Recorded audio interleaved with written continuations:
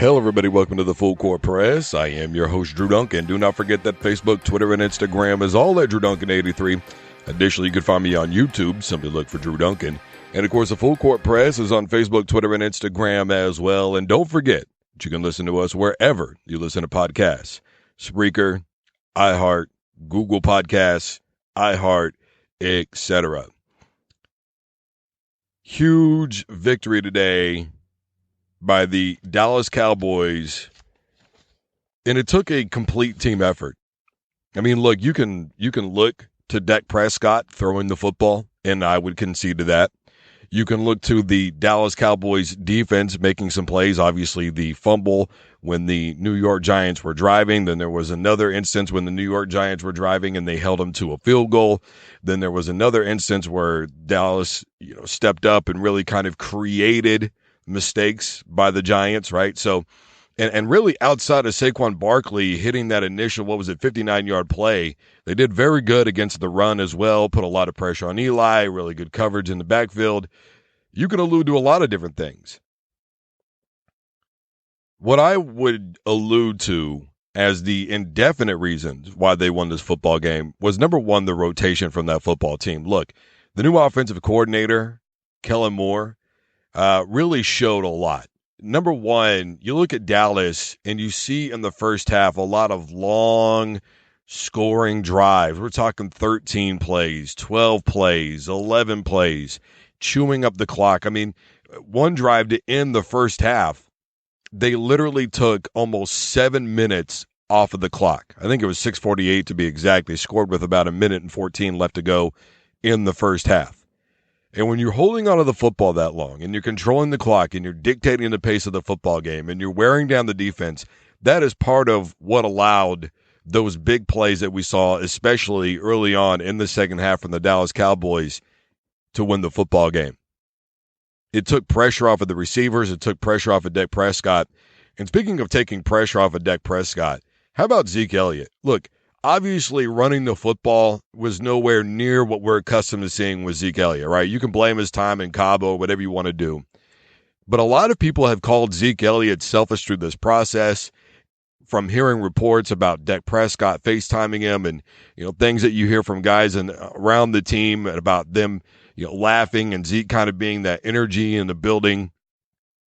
Outside of that, what we saw from him blocking today was outstanding.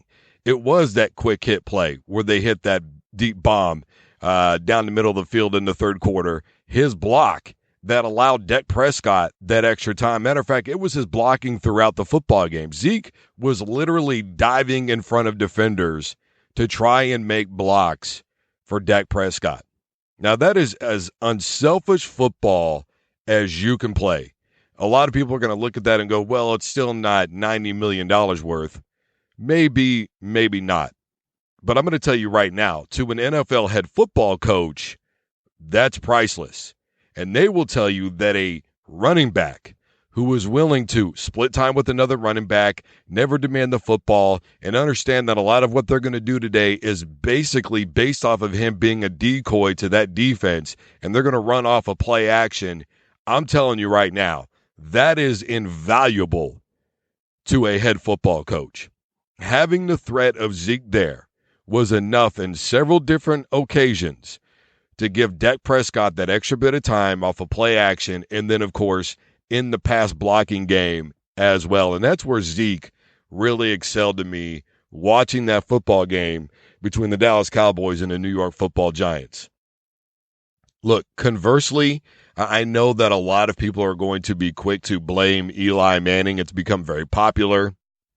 When is the quarterback Jones going to get his opportunity? I think they said during the football game it was Troy Aikman that as long as he's putting up W's, it's not really going to matter, et cetera, et cetera. They're going to look and say it was a dominating performance, and he fumbled that football down, inside, the 10-yard line of the Dallas Cowboys. Look, one of the things that I've talked about with Eli Manning and how he's invaluable is knowing that he's always going to be there. He doesn't miss football games. And that's just a proven fact, whether you like it or not. It's not all going to be on him. Look, some of the play calling was good, but I thought that the Dallas Cowboys made really great adjustments as a defense during drives. I mean, you look at one of the Giants' drives, right, where they converted a fourth down, 2 phenomenal catches along the way, took how much time off the clock? I think it was over 4 minutes, and what they get out of it? What do you have to show for it when you hold the football that long, make all those plays? And by the way, during the third quarter, if I remember correctly, it was all the way up until deep into the third. If I remember right, New York had not even converted a third down. Now, you can blame play calling for the New York Giants, or we can just be honest about it and give credit to the Dallas Cowboys defense. And look, before anybody starts in about how I sound like I'm a Dallas Cowboy homer or anything like that, you need to know right now I am a Broncos guy. I am a Denver and Philly fan through and through. I've had the same teams my whole life. Denver and Philly in the pros, Syracuse and Nebraska in college. It was really sad to see Syracuse get beat down by Maryland the way they did. I had a feeling it was coming, but regardless of that, I am never a guy to just jump on a bandwagon. And I'm still not on a bandwagon. Look, they played great today. The play calling was amazing. They were able to do some quick hit touchdowns combined with some really long drives.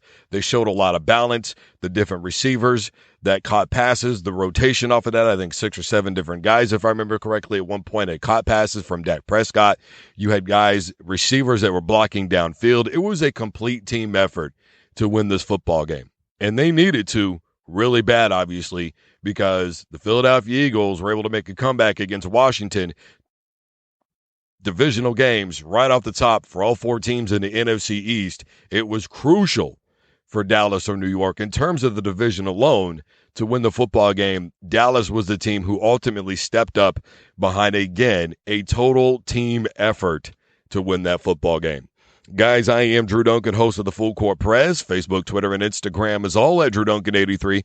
Additionally, you can find me on YouTube. Simply look for Drew Duncan. And, of course, the Full Court Press is on Facebook, Twitter, and Instagram as well. And do not forget, we are wherever you listen to podcasts. Spreaker, Spotify, Google Podcasts, iHeartRadio, etc. We are there. And as always, don't you dare touch that dial.